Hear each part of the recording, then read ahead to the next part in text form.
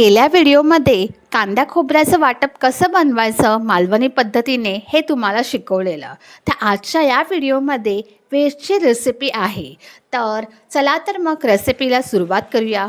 नेहमी पावसाळ्यामध्ये आपण वेगवेगळे पदार्थ खात असतो, पण मला आवडणारी सर्वात आवडती भाजी म्हणजे थपथपीत अशी हिरव्या चण्याची भाजी. तर आजच्या या दुपारच्या जेवणामध्ये मी कुकरमध्ये हिरवे चणे घातलेले आहेत. चवीनुसार मीठ घालून कुकरच्या फक्त 5 ते 6 शिट्ट्या करायच्या.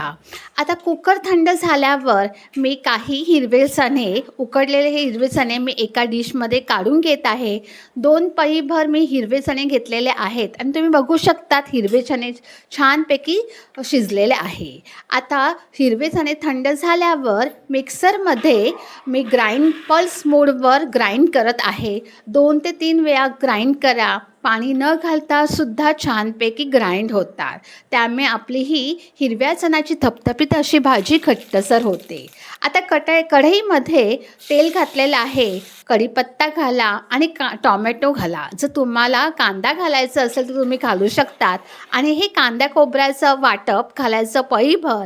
बेसिक मसाले घालायचे. मालवणी मसाला, लाल तिखट, हळद, हिंग, चवीनुसार मीठ आणि लक्षात ठेवा चणे उकडताना आपण मीठ घातलेलं, अंदाज त्याप्रमाणे मीठ घाला.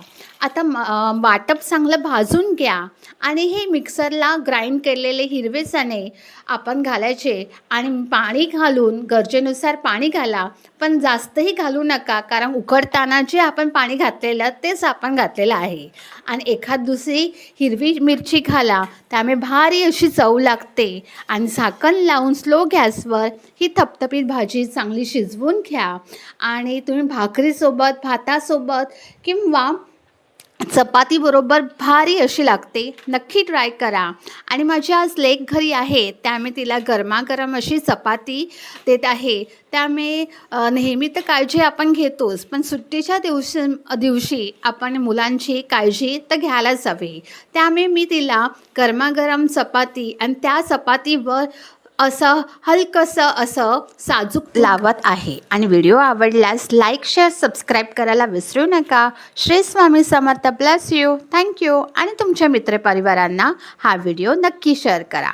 Bye bye. Love you all.